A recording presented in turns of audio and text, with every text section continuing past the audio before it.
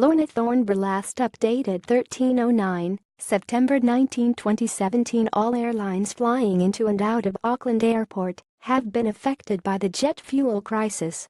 Air travelers can expect to spend more time sitting on the tarmac as air traffic controllers roll out new measures to help counter the Auckland International Airport fuel crisis.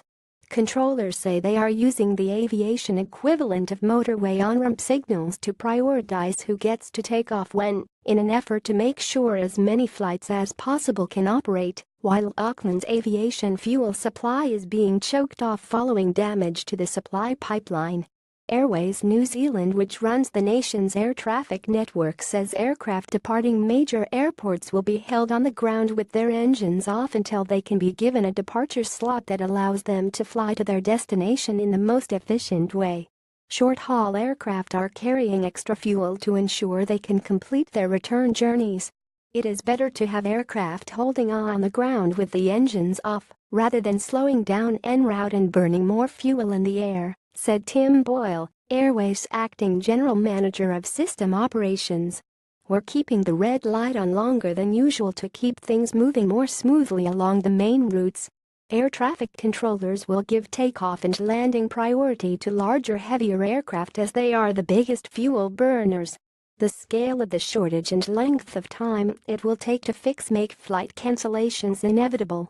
Boyle estimated that such measures would save enough fuel for an additional 9 return flights from Wellington to Auckland per day. Airways expects up to 10 days of disruption to passengers, while the stricter aircraft sequencing measures are in place.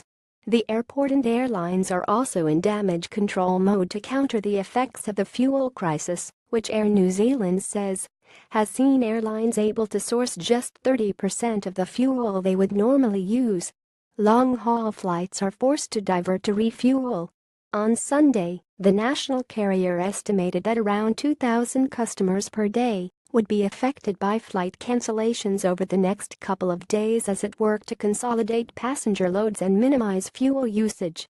While fuel shortages were not particularly common, airlines had measures in place to minimize disruption to services, if they do occur, said Justin Tyemers, executive director of the Board of Airline Representatives of New Zealand BARNZ said.